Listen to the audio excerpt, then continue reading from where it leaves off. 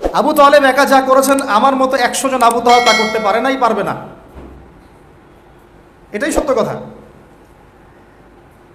আবু তালেব কোন অবস্থায় করেছেন?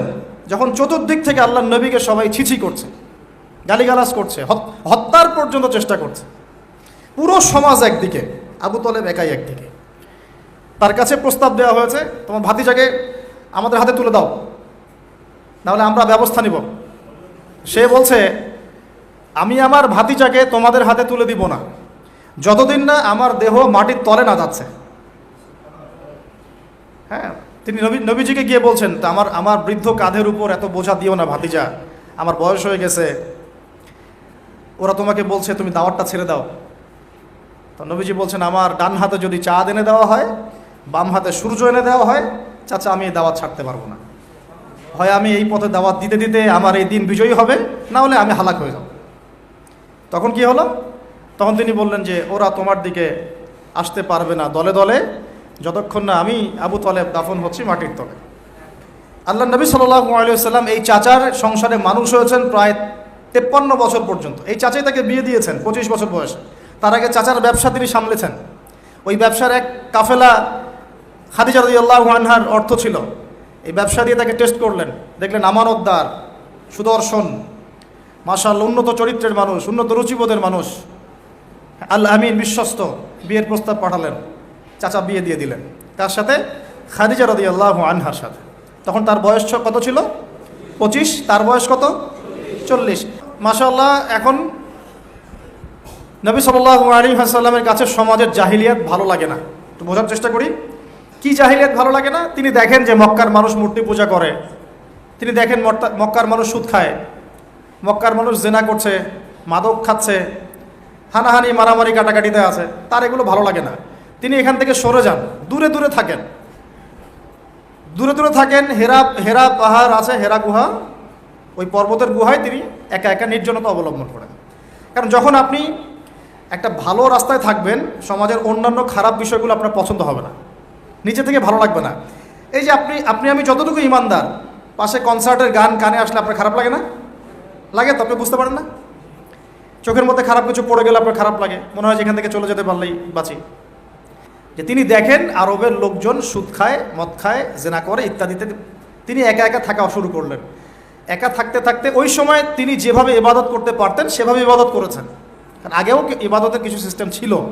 কারণ আরবের মানুষরা দাবি করত তারা হচ্ছে মিল্লাতে ইব্রাহিমের উপর আছে, বিকৃত, কিন্তু ওরা মনে করতো আমরা ইব্রাহিমের ধর্মের উপরেই আছি।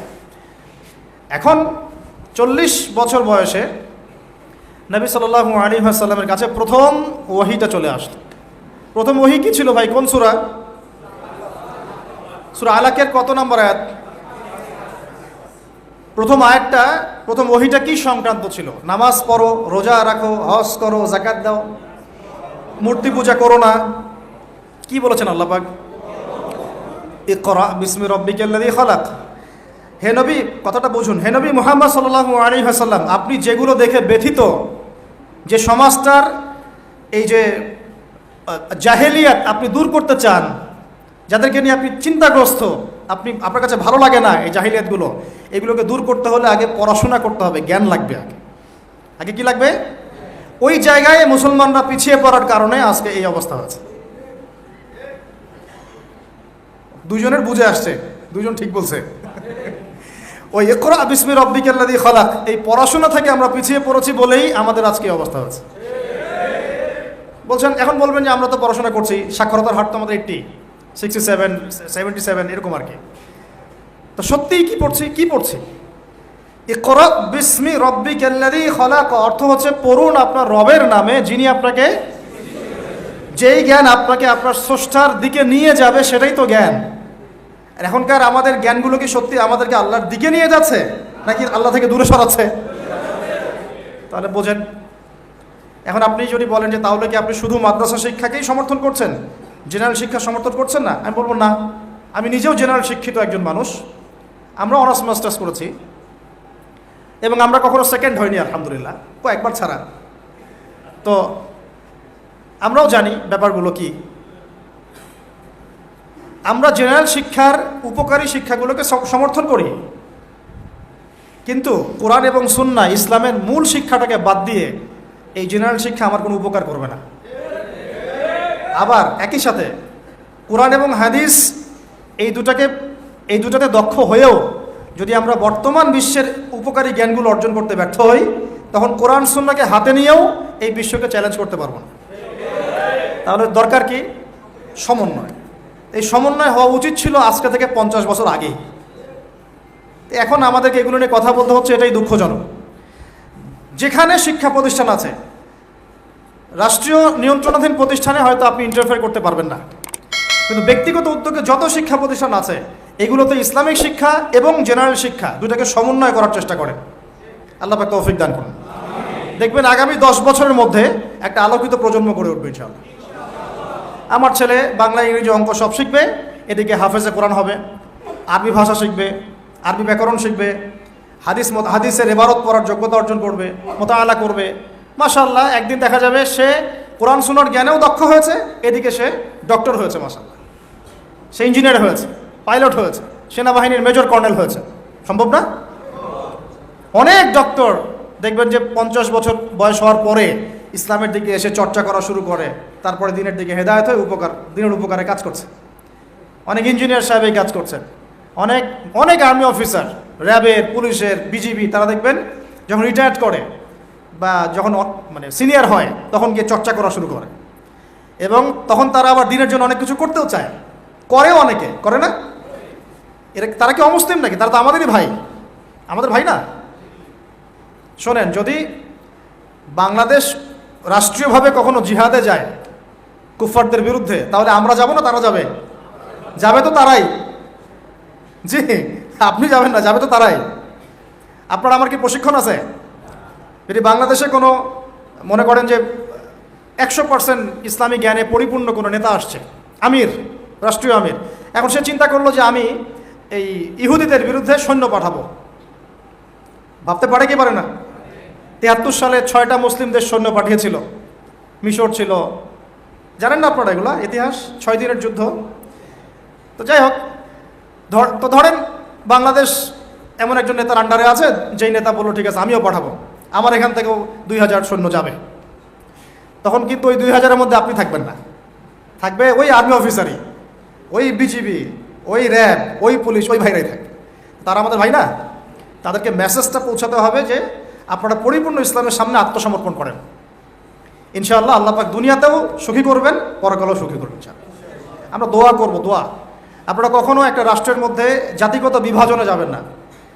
জাতিগত বিভাজনটা খুব খারাপ, এতে করে রাষ্ট্রের অভ্যন্তরীণ যে স্থিতিশীলতা নষ্ট হয়ে যায়। আমরা আলহামদুলিল্লাহ ইসলামকে তো ভালোবাসি, মহব্বত করি, পারি না পারি আমাদের মন তো ব্যথিত হয়, হয় না? এটা আল্লাহ পাক দেখছেন ইনশাআল্লাহ। আল্লাহ পাক ওই অনুযায়ী আমাদেরকে প্রতিদান দিবেন ইনশাআল্লাহ। তবে চেষ্টা আরও বাড়াতে হবে। এই চেষ্টা বাড়ানোর কথা বলতে এখানে আসছি। আল্লাহ নবীর মন খারাপ, তখন ওহী এসেছে। ওহী প্রাপ্ত হওয়ার পরে নবী সাল্লাল্লাহু আলাইহি ওয়াসাল্লাম একটু ভীত, একটু সন্তুষ্ট। লাকাদ খাশিতু আলা নাফসি।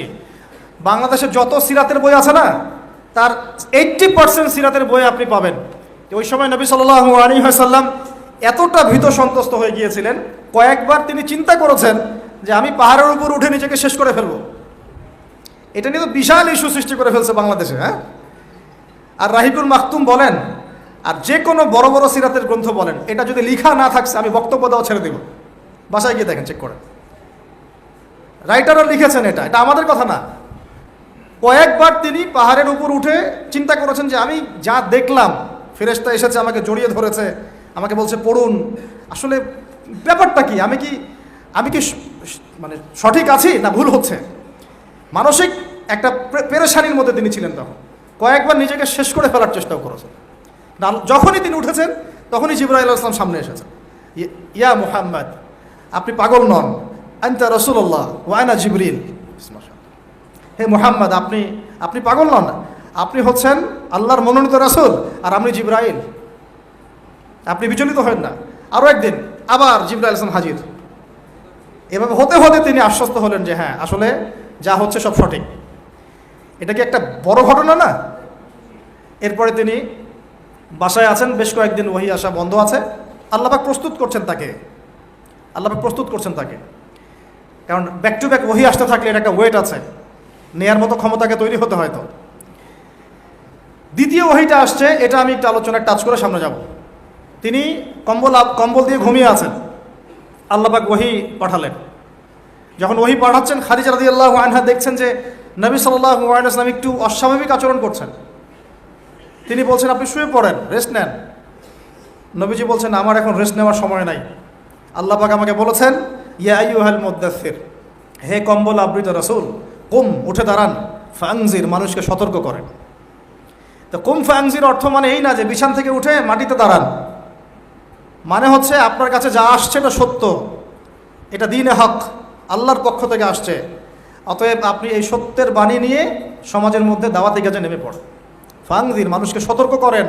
ও রব্বাকা ফাকাব্বির, আপনার রবের তাকবীর পাঠ করেন। ও সিয়াবাকা ফাতাহহির, আপনার কাপড় পরিচ্ছন্ন রাখেন। কাপড় মানে শুধু বাইরের পোশাক না, ভিতরের হৃদয়ের পোশাকটাও। ও রুজজা ফাহজুর, যত অনর্থক বিষয় আছে ছেড়ে দেন। ওয়ালা তামনু তাস্তাকসির ওয়ালি রব্বিকা ফাসবির, কিছু পাওয়ার আশায় আপনি কাউকে সদকা করেন না, কারো কাছে কিছু পাওয়ার আশায় আপনি সাদাকা করেন না, বরং আপনার রবের জন্য আপনি সবর করেন। কত গভীর কথা! এটা নিয়ে কিন্তু আলোচনা খুব বেশি হয় না। আমরা আলোচনা করি প্রথম ওহিটা কি ছিল, এটা দ্বিতীয় ওহি ছিল। উঠুন, উঠুন, সতর্ক করুন। আপনি যা ভাবছেন এরকম কিছু না, আপনি নবী, আপনি শেষ নবী। এই মহাবিশ্বে আপনার মতো কোনো নবী আসে নাই, আপনি সর্বশ্রেষ্ঠ নবী, আপনি সর্বশ্রেষ্ঠ আখলাকের অনুসারী, আপনার উম্মত হচ্ছে সর্বশ্রেষ্ঠ উম্মত।